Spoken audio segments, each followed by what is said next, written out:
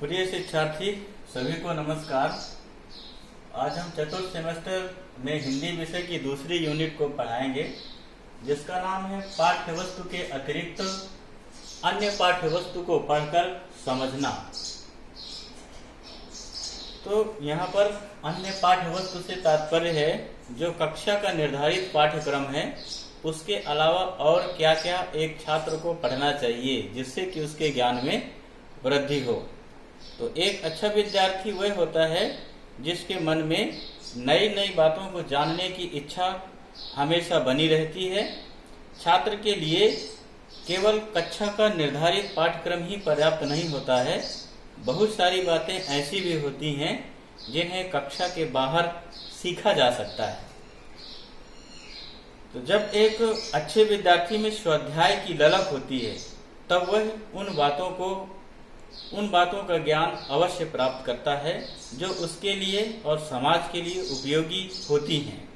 छात्र को यह ध्यान रखना चाहिए कि वह जो अन्य साहित्य पढ़ता है वह बाजारू साहित्य न हो करके ऐसा साहित्य हो जिससे मन मस्तिष्क का विकास हो और मस्तिष्क पर नकारात्मक प्रभाव न पड़े।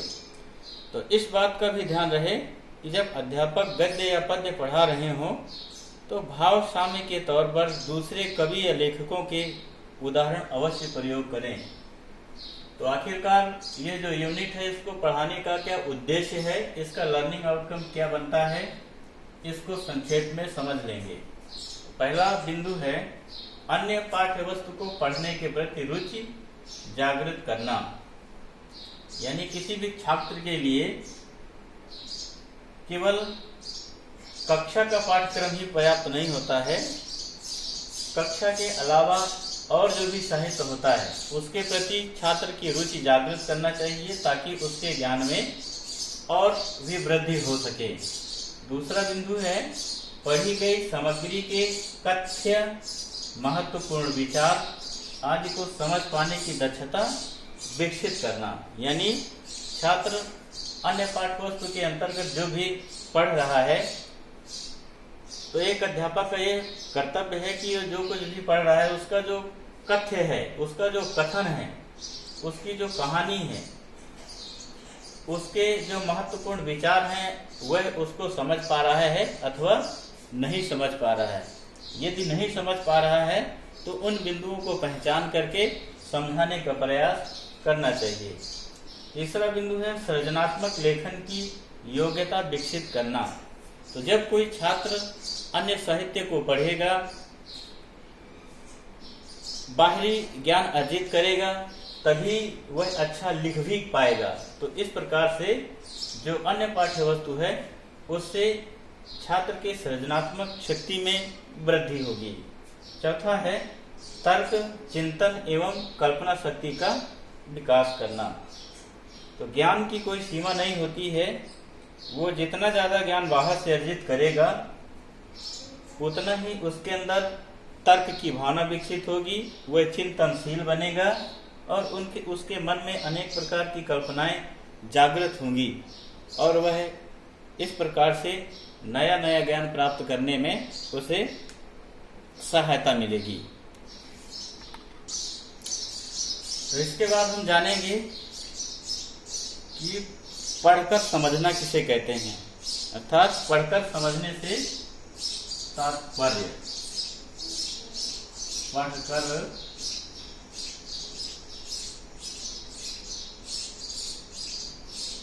समझने से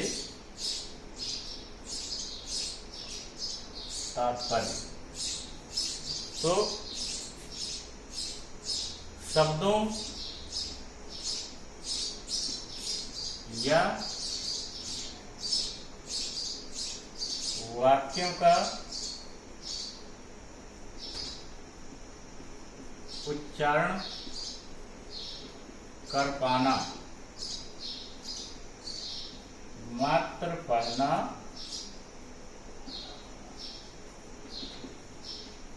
नहीं कहलाता। तो शब्द एवं वाक्यों का उच्चारण कर पाना मात्र पढ़ना नहीं कहलाता। पढ़ना किसे कहेंगे? पढ़ना तब कहलाएगा कि जो भी लिखित सामग्री है, चाहे वो मौखिक, जो भी लिखित सामग्री है, उसको पढ़ने के बाद, उच्चारण करने के बाद उसका अर्थ समझ में आ जाए, उसका जो मूल भाव है वह समझ में आ जाए। मूल भाव समझने के बाद उस प्राप्त ज्ञान को आत्मसात करते हुए उसका व्यवहारिक जीवन में उपयोग भी कर लें, तो वास्तव में इसे ही पढ़ना कहते हैं। इस प्रकार लिखित या मुद्रित ध्वनि संकेतों को देखकर उन्हें भली भांति पहचान कर शब्दों या वाक्यों का अर्थ ग्रहण करते हुए मूल भाव के प्रति अपनी समझ बनाना और अपनी समझ को दूसरों के समक्ष अभिव्यक्त कर पाने को ही पढ़ना कहते हैं। तो पढ़ना सिखाना एक छात्र के लिए बहुत बड़ा कठिन कार्य होता है। यानी जब एक छात्र पढ़ करके स्वयं समझने लगे, तब एक अध्यापक को ये समझ लेना चाहिए कि उसकी जो मेहनत है वह सफल हो गई। तो इसके पश्चात हम जानेंगे कि जो अन्य पाठ्य वस्तु है उसकी विषय वस्तु क्या हो सकती है, यानी अतिरिक्त पाठ्य वस्तु की विषय वस्तु। अतिरिक्त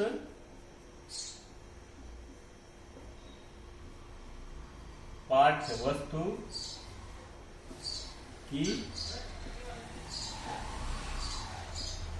विषय वस्तु। तो इसमें ऐसा कौन कौन सी विषय सामग्री आ सकती है जिसको एक छात्र का अध्ययन करना चाहिए। तो पहला बिंदु है समाचार पत्र एवं पत्रिकाएं। समाचार पत्र एवं पत्रिकाएं। समाचार पत्र एवं पत्रिकाएं आसानी से उपलब्ध हो जाते हैं और इनमें बाल उपयोगी बहुत सारा साहित्य भी रहता है। बाल उपयोगी साहित्य रहता है और जो सुधी पाठक होते हैं उनके लिए भी समाचार पत्र एवं पत्रिकाओं में बहुत सारी जानकारी प्राप्त रहती है। तो जहाँ कहीं से भी ज्ञान प्राप्त हो, छात्रों को उसके प्रति आकर्षित करना चाहिए और उनको उसके फायदे बताना चाहिए, ताकि एक छात्र के ज्ञान में वृद्धि हो सके। वह केवल अपनी कक्षा कक्ष का जो निर्धारित पाठ्यक्रम है उस तक ही सीमित न रहे। और दूसरा बिंदु है रोचक यात्रा वृत्तांत। तो जो छात्र होते हैं, चाहे बड़े हो या छोटे हों, उनको यात्रा करना बहुत ही अच्छा लगता है। तो शैक्षिक यात्राएं कराते हुए बच्चों के ज्ञान में वृद्धि की जा सकती है, चाहे वो ऐतिहासिक यात्रा वृत्तांत हो या जो है स्थापत्य कला से संबंधित हो।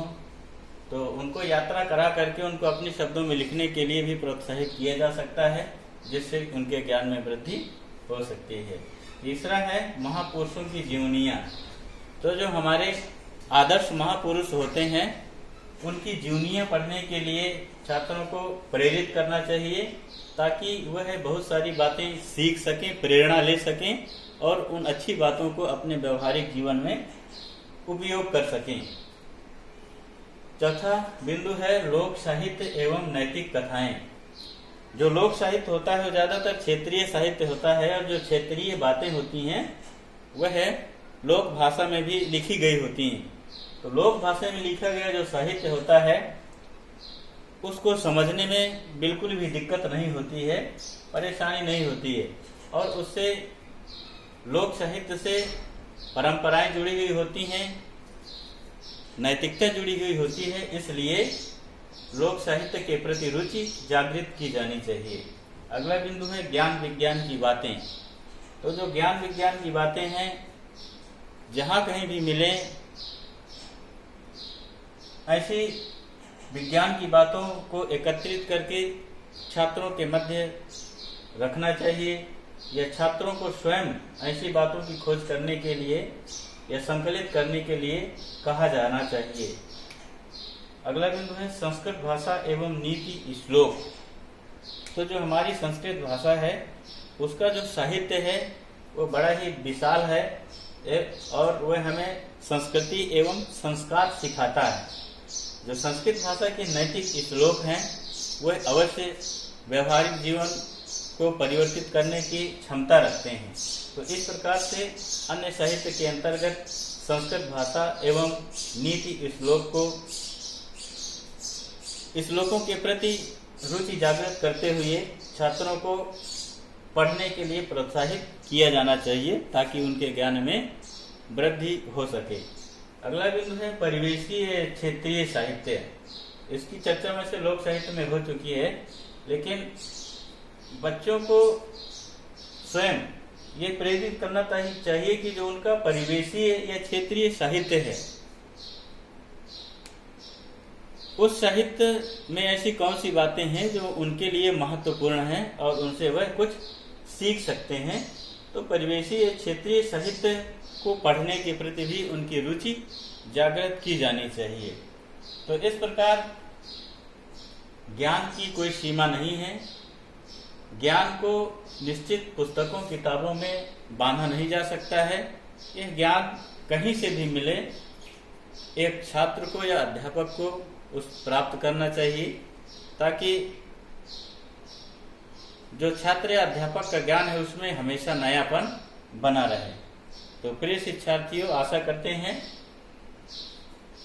कि आज जो पढ़ाया गया है आप लोगों के समझ में आया होगा और आप उसका फायदा उठा सकेंगे। तो सभी शिक्षार्थियों को नमस्कार, फिर मिलेंगे अगले वीडियो के साथ।